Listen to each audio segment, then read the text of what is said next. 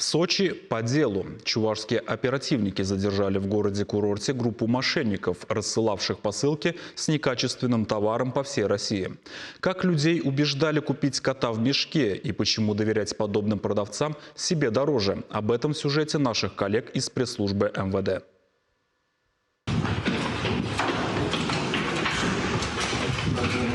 Колл-центры бывают разные. Если вы обзваниваете людей, чтобы обмануть, будьте готовы к такому рабочему дню.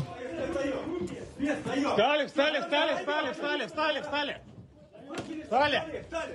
Несколько расслабленную атмосферу офиса в курортном городе Сочи нарушил визит оперативников из спецназа Росгвардии из Чувашии.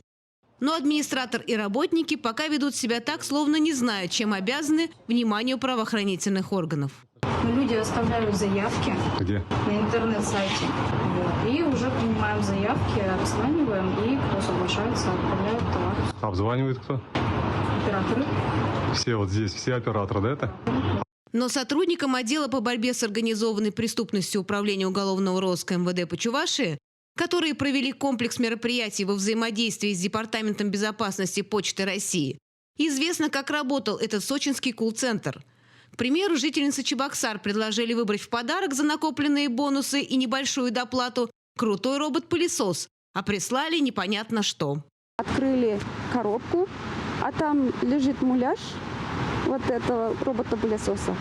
И 2-3 дощечки положили, чтобы груз был уж. Там пылесос, он никакие функции уже не исполнял. Нет, да, это реально? как игрушка. Я уже дала ребенка поиграть. Пылесос, во-первых, поговорит он больше, во-вторых, у него имеется вот эта передняя панель, здесь она просто симулирована, имеются щетки муляжи, и фактически это является либо муляжом, либо обычной игрушкой. И такого добра сомнительного происхождения у мошенников оказался целый склад в том же городе Сочи.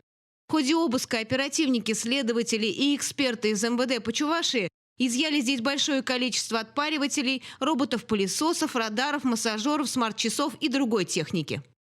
Помещение складское чье? Именно вот это вот? Да. Это семейное наше. Я понял. Кто занимается этим складским помещением? Именно работает здесь? Да. Ну, я работаю здесь. Еще с кем?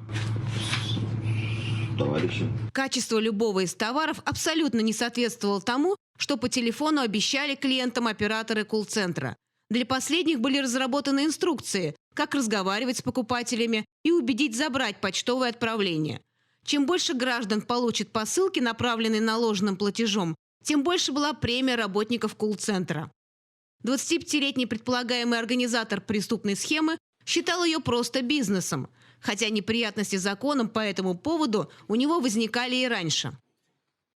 Сам организатор данной преступной группы привлекался в 3 регионах Российской Федерации к уголовной ответственности. Получается, на стадии расследования уголовного дела он примирялся с потерпевшей стороной, и уголовное дело прекращалось в связи с примирением сторон.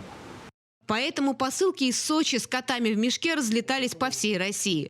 Участникам группы помогала работница почты, которая в нарушении правил принимала и отправляла бандероли от имени подставных лиц, так называемых дропов.